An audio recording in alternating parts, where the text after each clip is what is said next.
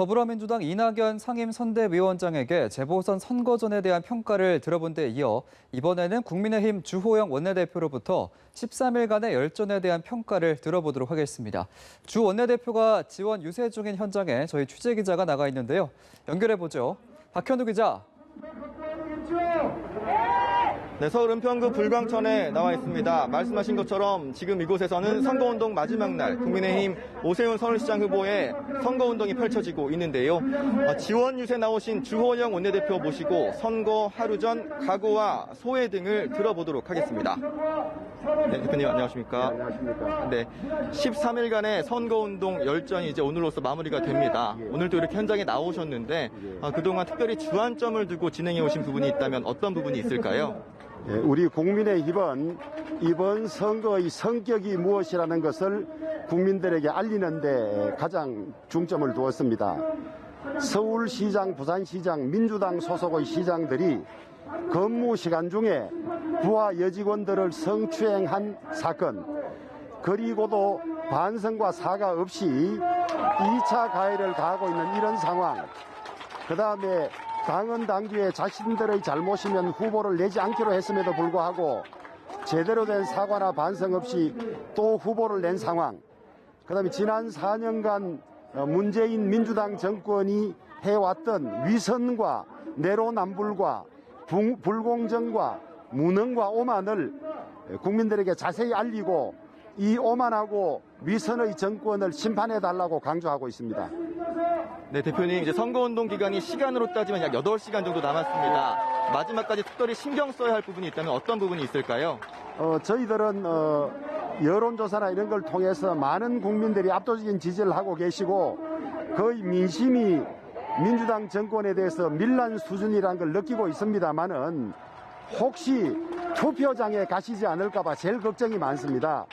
그래서 반드시 투표장에 가셔서 민주당 정권을 심판해 주십사 하는 부탁 말씀을 마지막에 가장 간곡하게 드리고 있습니다. 네, 앞서 이 현장 분위기를 전해주셨는데 지난해를 돌이켜보면 총선 과정에서도 정권 심판론을 주창하면서 이렇게 선거운동을 펼치셨어요. 그런데 그 결과는 좀 썩 좋지는 않았습니다. 그런데 올해 재보궐 선거전 과정에서 현장을 좀 돌아다니시다 보면은 좀 달라진 분위기가 느껴지시나요? 예. 저희들 정치권에 있는 사람들은 민주당 정권의 잘못을 진작에 알았습니다만은 작년까지만 해도 국민들께서 이 민주당 정권의 민낯을 속속들이 못 보신 측면도 있고 또 코로나가 창궐하면서 소위 이 권력을 잡고 있는 사람들에게 힘을 모아주는 그런 것이 겹쳤던 것이고 이번에는 민주당 정권의 내로남불과 민낯을 다 보셨기 때문에 국민들이 이 정권 이대로 둬서는 안 되겠다고 분노가 거기에 달한 것 같습니다. 네, 대표님 단도직입적인 질문 하나 드리고 가겠습니다. 오세훈 후보가 서울시장에 돼야 되는 이유 설명 부탁드립니다. 우선 지난 4년간 민주당 정권, 지난 9년간 박원순 시장의 서울시정 잘못을 바로잡을 수 있는 적임자다. 그 다음에 1년 3개월밖에 남지 않은 시장 임기 중에서 연습 없이 당선된 다음 날로부터 바로 서울시정을 제대로 펼칠 수 있는 후보자다. 그렇기 때문에 반드시 기호 2번 오세훈 후보가 최적임자다 이렇게 호소하고 있습니다. 네, 대표님, 민주당의 선거 전략을 좀 살펴보면요. 선거 막바지 읍소하고 반성하는 전략을 좀 내세우고 있습니다.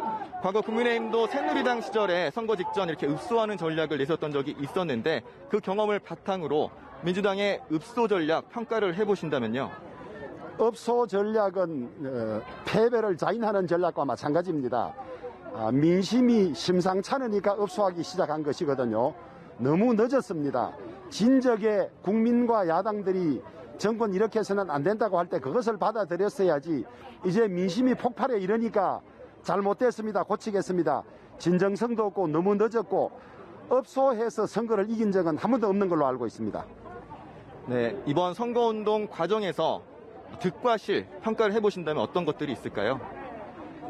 저희들은 이 민심의 폭발을 드러낼 기회가 없었는데 서울시장, 부산시장이 이런 성추행으로 물러나고 보궐선거가 됨으로써 민심이 이렇게 정권에 반대하고 있다는 것을 보여준 것은 저희들 덕이라고 볼 수 있고요. 이 중요한 때에 재보궐선거를 하면서 무려 828억이나 되는 돈이 나아가고 이런 것 자체는 국가적으로 큰 실이라고 보겠습니다. 그 중도 민심의 정권 심판론과 또 20, 30대의 열렬한 어떻게 보면 참여 이런 부분을 또 소득으로 평가하는 부분도 있는데 이 부분에 대해서는 어떻게 평가하시나요? 이 30대는 공정과 정의에 어느 세대보다도 민감한 세대입니다. 이 정권의 불공정에 대해서 이 30대가 진저리를 치고 있고 그런 것들을 알게 됐다는 것이 국가적으로도 다행이고 큰 소득이라고 하겠습니다. 네, 대표님, 사전투표가 지난 주말 마무리가 됐습니다. 그 해석을 두고는 양당이 분분한 상황입니다. 서울 지역 역대 재보선 사전투표율 최고치를 기록했는데 어떻게 분석하시나요? 이제 아마 투표율은 민주당과 국민의힘이 모두 사전투표를 독려해서 투표율이 최고로 된 측면이 있는 것 같습니다만은 저들이 파악하기에는 이번에는 국민의힘 지지하시는 분들이 사전투표에 월등 많이 참여했다고 파악을 하고 있습니다. 그럼 사전투표율과 내일 치러질 본투표까지 최종 합산해서 어느 정도가 나오면 야권에 유리하다고 판단하시나요? 투표율이 50%가 넘으면 그것은 이 정권을 심판하려는 민심의 폭발이 분노의 투표가 투표장으로 연결된 걸로 봐서 50%가 넘으면 저희들이 많이 이길 것 같습니다. 네, 조금 조심스럽기는 하지만 내일 개표함을 열어봤을 때 두 후보의 격차는 어느 정도 나실 것으로 예상하시나요?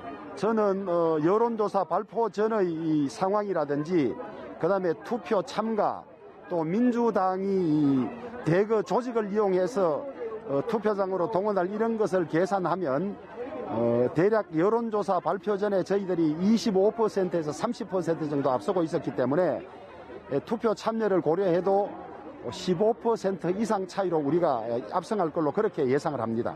여론조사 공표 금지 기간 전에 했던 여론조사 결과를 바탕으로 말씀하시는 그렇습니다. 거죠? 예. 예, 현재가 코앞으로 다가와 있긴 하지만 이 질문을 안 드릴 수 없습니다. 예. 내일 선거가 마무리가 되면 당장 모레부터 당 지도체제 개편 문제가 당면 과제로 대두될 것 같습니다. 당 지도부로서 그리고 있는 그림이 있으시다면요? 선거 뒷마무리가 되고 나면 새 지도체제 출범과 관련해서 우리 의원님들과 당원들과 상의를 해서 어떤 지도체제를 택할 것이냐 또 언제 전당대회를 할 것이냐를 정할 것 같습니다.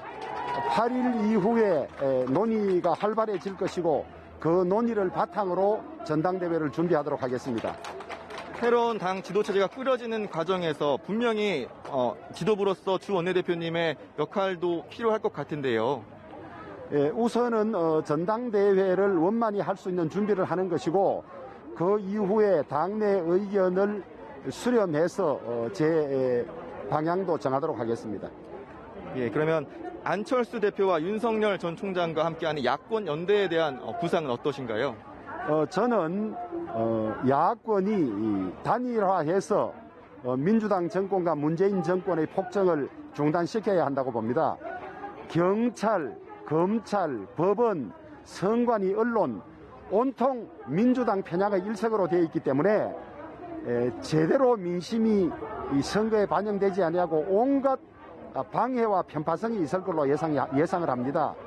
그래서 이대로 나라가 가서는 안 되겠다고 생각하는 모든 세력들이 하나로 똘똘 뭉쳐서 민주당 정권을 심판해야 하기 때문에 반드시 안철수 대표나 윤석열 전 검찰총장도 힘을 합쳐야 한다고 보고 있습니다. 네, 마지막으로 이번 다시 재보궐선거로 돌아와서요. 오세훈 후보가 당선된다면 국민의힘이 만들어갈 서울, 지금과는 어떻게 다를까요? 지난 9년간 박원순 시장의 서울시정 실패를 바로 고쳐나갈 수 있을 것이라고 생각합니다. 주택정책의 잘못으로 전월세부터 주택가격이 하늘 모르게 솟아있는 것을 공급을 대폭 늘리는 방향으로 주택가격을 안정시킬 것이고 여러 가지 박원순 전 시장 시절의 전시행정이라든지 잘못된 것을 바로잡아서 삶의 질이 높은 서울시 또 행복한 서울시민이 되도록 하는데 오세훈 시장 당선되면 당선자가 가장 앞장설 걸로 기대를 합니다.